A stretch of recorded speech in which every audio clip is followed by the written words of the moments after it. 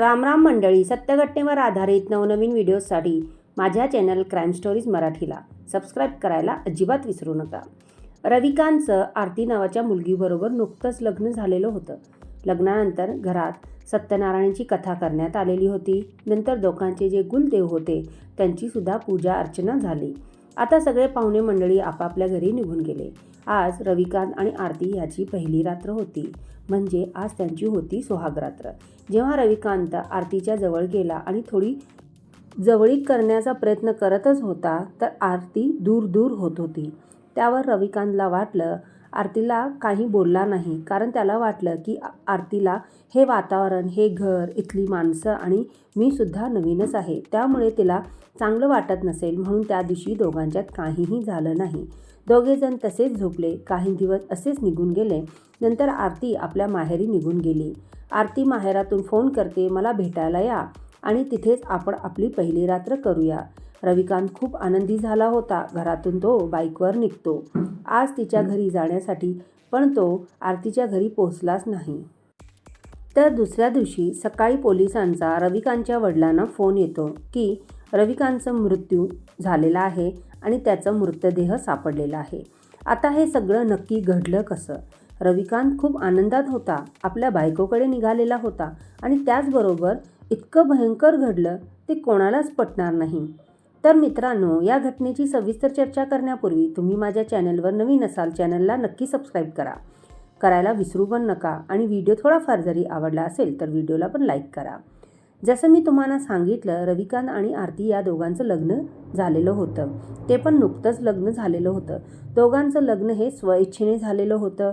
दोन्ही घरांची त्यांच्या लग्नाला मंजुरी होती. मोठ्या थाटामाटात त्यांचं लग्न करण्यात आलेलं होतं. सगळे पाहुणे मंडळी, दोघांकडचे आई वडील ह्या लग्नामध्ये खूप खुश होते आणि मोठ्या धूमधडाक्यात रविकांत आणि आरतीचं लग्न झालेलं होतं. लग्नानंतर आरती रविकांतच्या घरी आली. घरात भरपूर पाहुणे मंडळी होते. घरात सत्यनारायणची कथा करण्यात आली. नंतर त्यांची जे कुलदेव होते त्यांची पूजा अर्चना, पूजापाठ करण्यात आले. देवाचे दर्शन झाल्यानंतर आता लग्नानंतर सगळे कार्य करण्यात आलेले होते, म्हणून आता घरातले सगळे पाहुणे मंडळी आपापल्या घरी निघाले होते आणि आज रविकांत आणि आरतीची पहिली रात्र होती. रविकांत तर खूप आनंदी होता, पण आरती जवळ येत नव्हती. जसा रविकांत आरतीकडे जात होता तशी ती दूर दूर होत होती. रविकांतनं विचारलं, तुला काय होत आहे का? तुला काय त्रास होतो का? त्यावर त्याने काहीही उत्तर दिलेलं नाही. दुसरीकडे ती तोंड करून झोपू गेली. त्यावेळेला रविकांतच्या मनात विचार आला, आरतीचं खूप दगदग झाली असेल. नवीन घर आहे, नवीन वातावरण आहे, म्हणून ती थोडी आतून अस्वस्थ असेल. म्हणून रविकांतने सुद्धा जास्त बोलला नाही आरतीबरोबर आणि जबरदस्तीसुद्धा केली नाही आणि दुसरीकडे तोंड करून तो पण झोपी गेला. अशीच त्यांची पहिली रात्र निघून गेली. दुसऱ्या दिवशी दोघेजण आपापल्या कामामध्ये व्यस्त झाले. रविकांत आपल्या कामाकडे निघून गेला आणि आरती आपल्या घरकामात व्यस्त झाली. आता ह्यांचं लग्न होऊन 15 दिवस झालेले होते, परंतु त्यांच्या दरम्यान काहीही झालेलं नव्हतं. तसे दोघे बोलायला चालायला चांगले होते. त्यांच्यात असा काही मतभेद नव्हता, पण त्यांच्यात शारीरिक संबंध झालेले नव्हते. लग्नानंतर पहिल्यांदा आरती आपल्या आईवडिलांकडे फिरायला जाते. तेथे 8 दिवस राहिल्यानंतर आरतीने रविकांतला फोन केला, मला भेटायला या. एक रात्र इथेच राहा आणि आपली जी पहिली रात्र आहे आपण इथे साजरी करूया. आरतीच्या या बोलण्यावर रविकांत खूप खुश झाला. त्याने हातातलं काम सोडून हातात जे मिळेल ते कपडे घेऊन बॅग उचलली आणि तो आरतीकडे निघून गेला. आरतीचं घर रविकांतच्या घरापासून 2 तासाच्या अंतरावर होता, म्हणून त्याने बाईक उचलली आणि बाईकवर निघून गेला. पण त्या दिवशी रविकांत आरतीकडे पोहोचलाच नाही. तो दिवस एक निघून गेला. दुसऱ्या दिवशी सुद्धा निघून गेला. संध्याकाळ झाली, पण तरीही रविकांतचा काही अत्तापत्ता लागला नाही. इकडे रविकांतचे आई वडील खूप टेन्शन घेत होते. दुसरीकडे आरतीसुद्धा खूप टेन्शनमध्ये होती की अजूनपर्यंत रविकांत नाही माझ्याकडे आलेला आहे आणि नाही तो घरात आहे. फक्त दोघांच्या घरामध्ये 2 तासाचं अंतर होतं, तरीही तो 2 दिवस झालेला आहे घरी परतलेला नाही, पोचलेला सुद्धा नाही. वडिलांच्या मनात विचार सुरूच होता तोपर्यंत पोलिसांचा फोन येतो की तुमच्या मुलग्याचा मृतदेह रोडच्या बाजूला सापडलेला आहे आणि तुम्ही पोलीस चौकीत या. तेव्हा सगळेजण घाबरतात, खूप दुःखी होतात आणि घाईगडबडीत सगळेजण पोलीस चौकीत जाऊन पोचतात. पोलीस चौकीत गेल्यानंतर कळालं त्यांना की बरोबर त्यांचाच मुलगा आहे आणि नंतर रविकांतचा मृतदेह पीएमसाठी पाठवण्यात आला. सुरुवातीला हे सगळं अपघात वाटत होतं. 2 दिवसानंतर रविकांतचा पीएम रिपोर्ट आला. त्यामध्ये असे नजरेत आलं की त्याचा कोणीतरी खून केलेला आहे आणि असं दर्शवलेलं आहे की जणू त्याचा ॲक्सिडेंट झालेला आहे. पण कोणीतरी त्याच्यावर डाव रचलेला होता आणि त्याचा खून केलेला आहे. रविकांतबरोबर एवढा मोठा गुन्हा कोणी केला असेल, आता त्याचा तपास पोलिसांनी सुरू केलेला आहे. सर्वप्रथम रविकांतच्या मोबाईलची तपासणी करण्यात आली आणि लास्ट कॉल कोणाला केलेला होता ते बघण्यात आलेलं. तर रविकांतनी आपल्या बायको आरतीला अखेरचा कॉल केलेला होता आणि त्याने आपली लाईव्ह लोकेशनसुद्धा आपल्या बायकोला पाठवलेली होती. पोलिसांना तपासात मिळालेल्या या पुराव्यावरून आरतीला अटक करण्यात आली.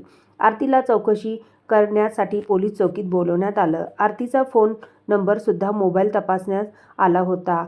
तेव्हा पोलिसांच्या नजरेत आलं की आरती आपल्या नवऱ्याव्यतिरिक्त दुसऱ्या कोणत्यातरी व्यक्तीशी जास्त वेळ बोलत आहे आणि आपल्या नवऱ्यापेक्षा जास्त कॉल तिचे त्या व्यक्तीबरोबर झालेले आहेत. तर पोलिसांनी उत्तर विचारलं की हा दुसरा व्यक्ती कोण आहे. त्यावर आरतीने पोलिसांना सांगितलं की माझा तो फक्त मित्र आहे, पण त्या व्यतिरिक्त माझं त्याच्याशी काहीही संबंध नाही आहे. पोलिसांनी विचारलं की तुला रविकांतने लाईव्ह लोकेशन का पाठवलेली होती. त्यावर तर त्याला तर तुझं घर माहीत होतं, कुठे आहेस, कुठे राहत आहेस, तरीसुद्धा त्याने तुला का लाईव्ह लोकेशन पाठवली.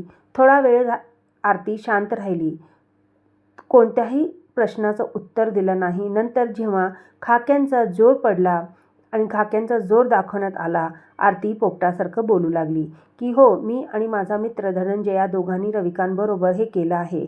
पण आता पोलिसांना हा प्रश्न पडला, आरतीनं स्वइच्छेने रविकांतबरोबर लग्न केलेलं होतं आणि आरतीवर कोणाचाही दबाव नव्हता, तरी तिनं इतकं टोकाचं पाऊल का उचललेलं असावं. त्यावर आरतीने आणि धनंजय या दोघांबरोबर आता सक्तीची कारवाई करण्यात आली होती. जेव्हा आरतीने सगळं काही सांगितलं तेव्हा पोलिसांनी डोक्यावर चक्क हात ठेवला. तर आता नक्की आरतीने पोलिसांना काय सांगितलं, चला ते पण ऐकून घेऊया. आरती आणि धनंजय या दोघांच्यामध्ये प्रेम होतं. त्यांची मैत्री इंस्टाग्रामवर झालेली होती. सुरुवातीला दोघे चांगले मित्र होते. जेव्हा आरतीला कळालं धनंजय तिच्या गावातला आहे, तेव्हा दोघांच्या भेटी होत होत्या. नंतर त्यांच्या या भेटी प्रेमात कधी परिवर्तित झाल्या दोघांनाच कळालं नाही आणि दोघांच्यात शारीरिक संबंधसुद्धा झालेला होता. पण आता हे सगळं ठीक आहे, पण दोघांनी लग्न का केलं नाही. आरतीने रविकांतबरोबरच का लग्न केलं. जेव्हा असे प्रश्न पोलीस आणि यांनी विचारले तर आरतीने म्हटलं की माझं वय फक्त 22 वर्ष आहे, धनंजय हा 40 वर्षाचा आहे. आमच्या दोघांमध्ये वयाचं खूप अंतर आहे, पण ते पण ठीक आहे, वयाचं अंतरचा पण काही प्रॉब्लेम नव्हता. पण धनंजय पहिल्यापासून लग्न झालेला होता, त्याला 2 मुलं आहेत. मला हे जेव्हा कळालं तरीही माझं प्रेम धनंजयवरती काही कमी झालेलं नव्हतं. आरती धनंजयला लग्न करण्यासाठी तगादा लावत होती, पण धनंजय आपल्या बायको आणि मुलांना सोडू शकत नव्हता. त्यावर धनंजय म्हटला की मी आरतीला रविकांतबरोबर लग्न कर आणि नंतर त्याच्याकडनं सोडचिठ्ठी घे आणि इकडे मी सुद्धा माझ्या बायकोला सोडचिठ्ठी घेतो आणि नंतर आपण दोघेजण मिळून लग्न करूया. धनंजय आपल्या बायकोला सोडून देईल आणि असं आश्वासन तिने आरतीला दिला. नंतर आरतीचं रविकांतबरोबर लग्न झालं, असा आमचा प्लॅन होता, असा धनंजय पोलिसांना सांगतो. पोलिसांसमोर धनंजय आरतीने सगळं काही केलेला आपला गुन्हा मान्य केला. दोघांना पोलीस कोठडी सुनावण्यात आलेली आहे. आता सध्या त्यांच्यावर केस सुरू आहे. नंतर त्यांचं काय होईल ते होईल. पण मित्रांनो, या घटनेवर तुम्हाला काय वाटतं. म्हणजे ह्यांच्या प्रेमामध्ये एका व्यक्तीचा विनाकारण जीव गेला. रविकांतची ह्यामध्ये कुठेही चूक नव्हती, तरी त्याला आपला जीव गमवावा लागला. प्रेम आहे तर जगासमोर मान्य करायची पण तयारी असायला पाहिजे. पण विवाहबाह्य संबंध असतात ते नेहमी दुःखच देतात आणि याचा अखेर खूप वाईट होतो किंवा पोलीस चौकीत या पोलीस कोठडीत होतो. तर मित्रांनो, या घटनेबद्दल तुम्हाला काय वाटतं, तुमच्या प्रतिक्रिया नक्की मला कमेंटमध्ये सांगा. भेटूया अशाच प्रकारच्या सत्य घटनेवर आधारित नवनवीन व्हिडिओजमध्ये. तोपर्यंत स्वतःची काळजी घ्या, सतर्क राहा. जय हिंद, जय महाराष्ट्र.